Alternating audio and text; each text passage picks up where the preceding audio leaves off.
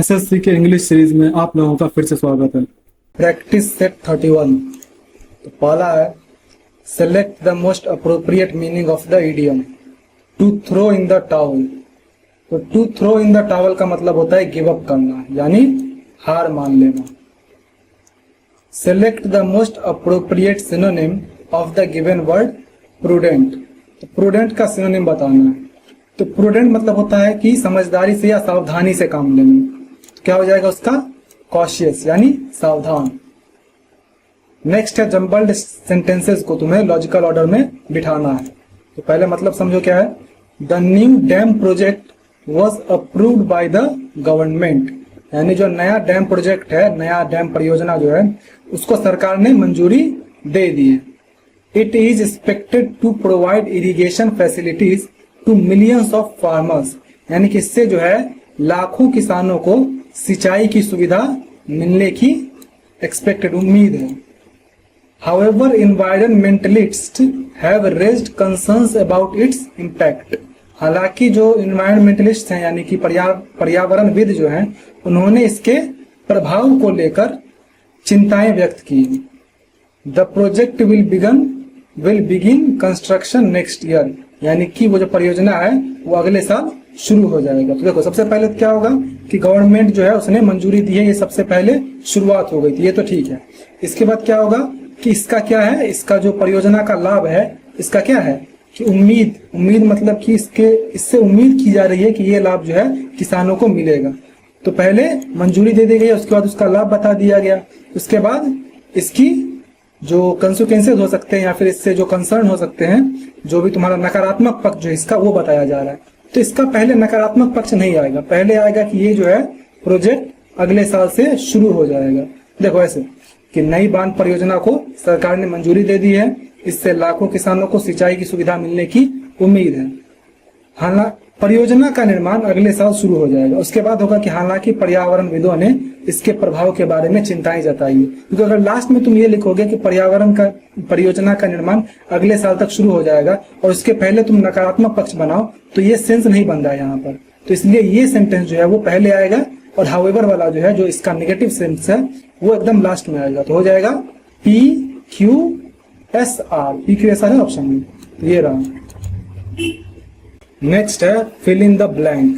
She was so kind that she helped the old man blank crossing the road.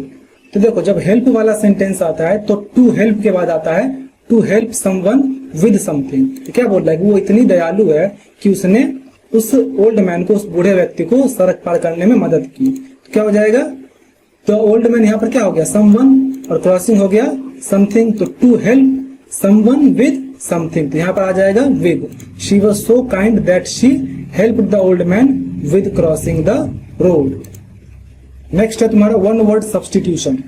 A person who is neither well trained nor experienced in a job, उसे क्या कहते हैं? यानी कि जो ना तो वेल ट्रेंड हो और ना ही जो है अनुभवी हो, तो इसको कहा जाता है। इसमें देखो क्या क्या ऑप्शन है।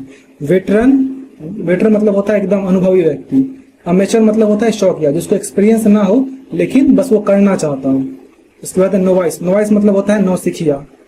इसके बाद प्रोफेशनल मतलब होता है जिसको बहुत अच्छे से आता हो, जो पेशेवर हो। देखो यहाँ अमेचर भी लगभग सही साउंड कर रहा है, लेकिन जो सबसे बेस्ट यहाँ साउंड कर रहा है वो है नोवाइस, क्योंकि नोवाइस मतलब होता है नौसिखिया। तो ये वही बोल रहा है कि जो ना तो वेल ट्रेंड हो ना ही एक्सपीरियंस्ड हो। यहाँ ये तो बता ना जाए कि वो जो है शौक से वो करना चाहता हो, इसलिए अमेचर नहीं होगा बल्कि नोवाइस होगा। नेक्स्ट है improve the underline part. The reason why he left the job is because he was not satisfied with the salary. तो देखो द रीजन बोल दिया, इट मीन्स दैट पहले ही सेंटेंस में कारण बता रहा है, तो दोबारा से बिकॉज लगाने का कोई सेंस नहीं है। सीधा हो जाएगा the reason why he left the job is that आ जाएगा he was not satisfied with the salary. Next है तुम्हें इसे इनडायरेक्ट नरेशन में बदलना है। The captain said to the team bravo you have won the match. तो देखो इसमें तुम क्या देख सकते हो, यहाँ पे अपलॉड किया जा रहा है, मतलब एक्सक्लेम किया जा रहा है बहुत ही जॉय के साथ। तो यहाँ पे क्या हो जाएगा? The captain uploaded. तो किस में है? एक ही सेंटेंस में है ही, तो ये तुम्हारा इसी तुक्के पे तुम लगा, मतलब इसी तर्क पे तुम लगा सकते हो कि यही होगा। लेकिन इसके बावजूद भी इसके आगे का जो होता है वो क्या होता है कि क्या बोल रहा है? The captain said to the team, यानी कि पास्ट टेंस का है। तो अगर ये किस में है, bravo you have won the match, यानी प्रेजेंट परफेक्ट में है तो किस में बदल दोगे, पास्ट परफेक्ट में बदल दोगे तो हो जाएगा the captain uploaded that team saying that they had one the match. तो इसलिए इसका ये सेंटेंस जो है वो परफेक्ट है। Error detection, I am looking forward to meet you at the conference next week. तो ये भी मैं सेंटेंस पहले ही बता चुका हूं, मतलब ऐसा एक सेंटेंस कि जब भी ऐसा आता है कि I am looking forward to या इस तरह का कोई सेंटेंस होता है तो उसके आगे जिरंड यूज किया जाता है। तो क्या हो जाएगा यहाँ पे, to meeting you, I am looking forward to meeting you at the conference next week. तो इसलिए इसका जो ये सेगमेंट है ये गलत है। नेक्स्ट सिनोनिम है लेथर्जिक का, तुम्हें सिनोनिम बताना है। तो लेथर्जिक मतलब होता है सुस्त या आलसी। तो क्या हो जाएगा, लेजी यानी कि आलसी। फिर है idiom, to make a mountain of out of a molehill, यानी राई का पहाड़ बनाना। तो क्या हो जाएगा इसका, टू एक्सेगरेट अ माइनर प्रॉब्लम, यानी एक छोटी सी समस्या को बढ़ा चढ़ा कर पेश करना। नेक्स्ट है इनकरेक्ट स्पेलिंग, डेफिनेटली। तो देखो डेफिनेटली का जो स्पेलिंग होता है वो होता है DEFINITELY। तो ये जो ई आ गया इसके जगह आई आना चाहिए था, तो इसलिए ये गलत है। बाकी सेपरेट भी सही है, डिसिप्लिन भी सही है और कॉन्साइंस भी सही है। नेक्स्ट तुम्हें पैसिव वॉइस में बनाना है इसको। Someone has broken the window, ये किस में है, हैज प्लस V3 यानी प्रेजेंट परफेक्ट में है। तो तुम इसको क्या करोगे, सीधा has plus been plus V3 यानी the window has been broken, option B. Next है एंटोनिम ऑब्लिगेटरी, ऑब्लिगेटरी का। तो ऑब्लिगेटरी का मतलब होता है कि अनिवार्य, जो कि एकदम जरूरी हो, मैंडेटरी हो। तो इसका अपोजिट पूछ रहा है, एंटोनिम पूछ रहा है, तो क्या हो जाएगा, वॉलेंटरी। वॉलेंटरी का मतलब होता है स्वैच्छिक, तुम करना चाहो तो करो, नहीं करना चाहो तो मत करो, यानी optional.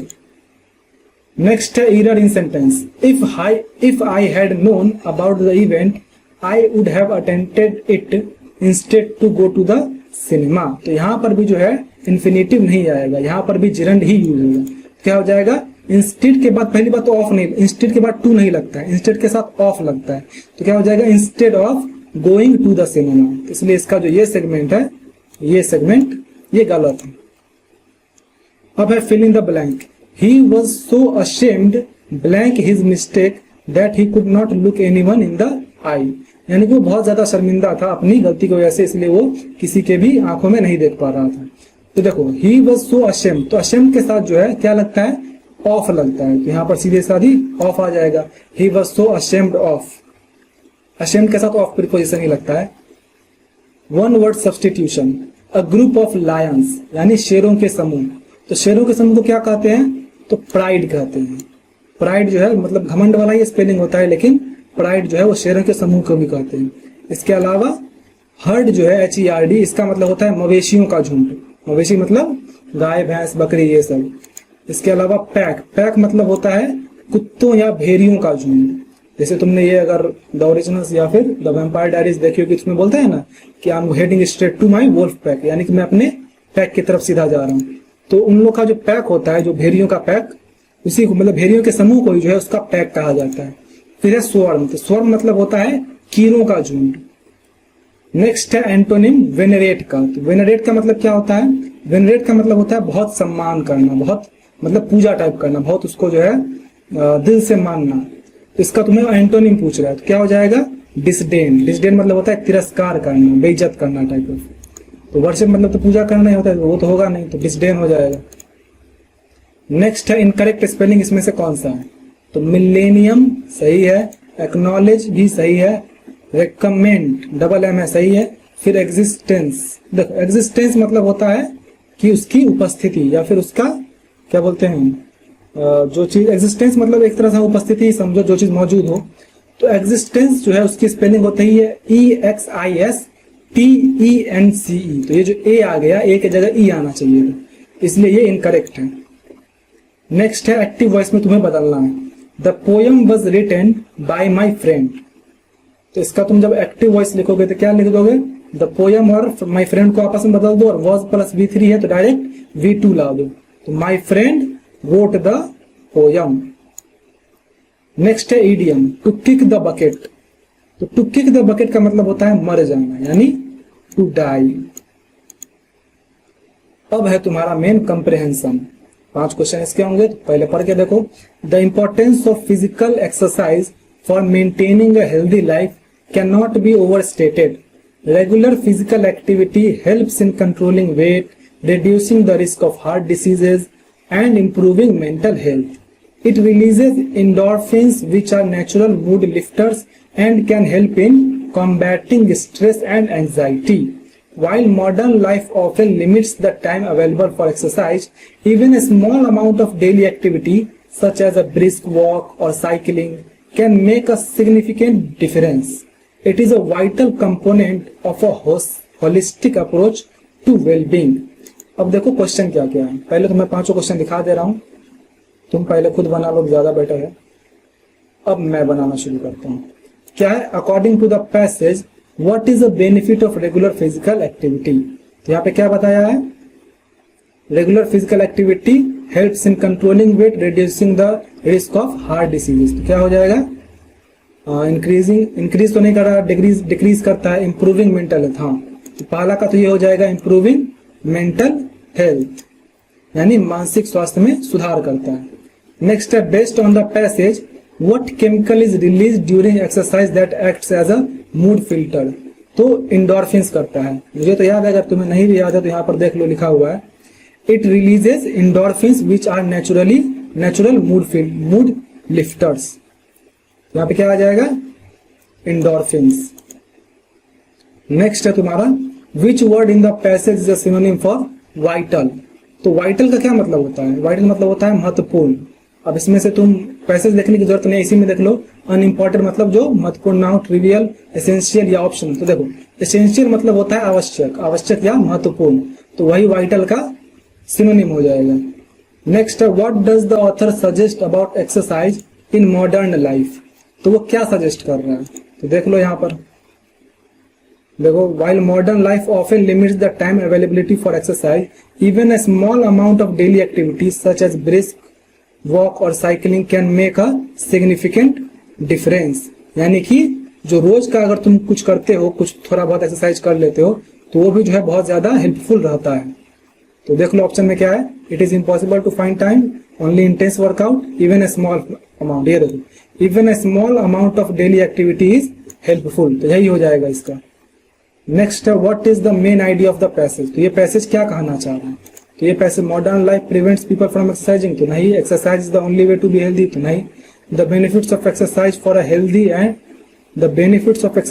Healthy and balanced life, तो हाँ ये जो है एक्सरसाइजेज के फायदों को बता रहा है, तो यही हो जाएगा इसका कि स्वस्थ और संतुलित जीवन के लिए व्यायाम के बेनिफिट्स यानी लाभ। तो चलो ये खत्म होता है। आपका जो भी स्कोर हुआ कमेंट कर दीजिए एंड मिलते हैं नेक्स्ट वीडियो में।